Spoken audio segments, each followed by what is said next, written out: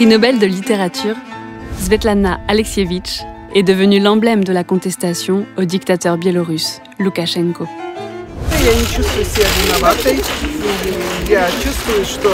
Elle risque beaucoup parce qu'elle est une figure symbolique. Elle est devenue, comme Nelson Mandela ou le Dalai Lama, une personne qui symbolise la liberté.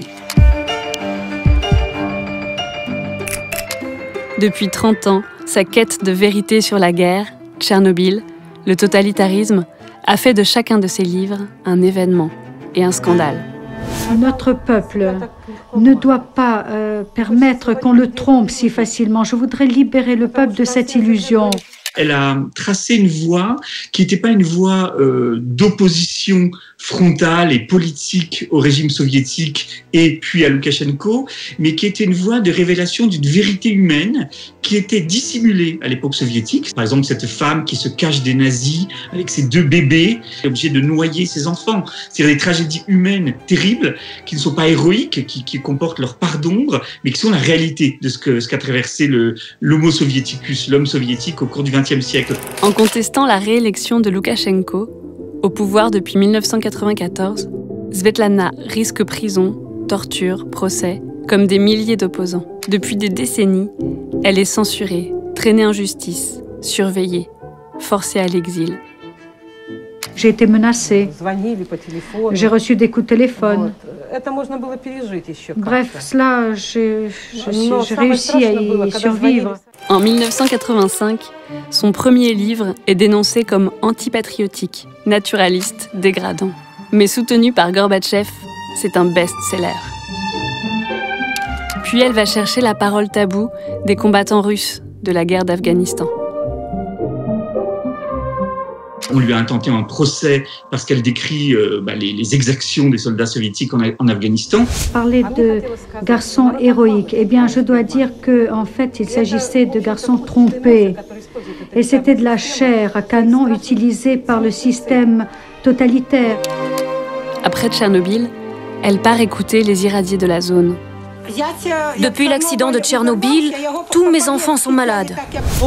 Je crois que Tchernobyl a achevé la destruction de l'empire utopique. C'est quelque chose qui a éveillé les consciences, puisqu'il y avait beaucoup de mensonges, bien sûr, autour de Tchernobyl. Elle est allée rencontrer des vieilles paysannes qui, tout simplement, refusaient d'évacuer. Et donc, qui vivent dans un paysage fantastique où les flaques d'eau sont violettes, oranges, où certaines personnes vivent avec une forme de sagesse. Son parti pris littéraire dans son livre, c'est de dire « Tchernobyl, c'est notre futur.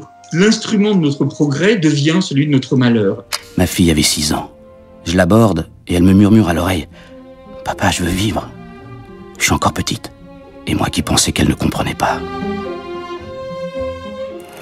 Après la chute de l'URSS, elle recense les espoirs et déceptions des soviétiques face à leur utopie brisée.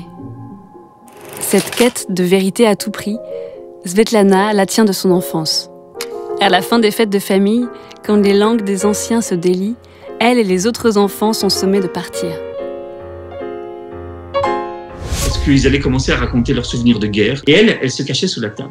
Et elle écoutait, parce que ça l'intéressait. Et donc cette curiosité qui l'a éveillée à ce qui est devenu sa marque de fabrique, si j'ose dire, qui est d'écouter les gens parler, notamment les gens simples. Et en fait, elle s'est rendue compte qu'il y avait un décalage entre le discours officiel et la vérité. Un jour, j'ai rencontré une femme qui, plus de 50 ans après la guerre, ne pouvait toujours pas avoir de rouge chez elle. Simplement parce qu'elle ne pouvait oublier dans quel état revenaient les hommes après les combats. C'est à partir de ce moment-là que j'ai pu commencer à comprendre les peurs de mon enfance qui étaient liées à la guerre. Jeune journaliste en Biélorussie, elle s'intéresse à ce que les journaux ignorent. Les sentiments, la honte, les silences. De son enquête sur les femmes dans la Seconde Guerre mondiale, elle tire sa méthode, son art de l'écoute. Et invente un genre, le roman de voix.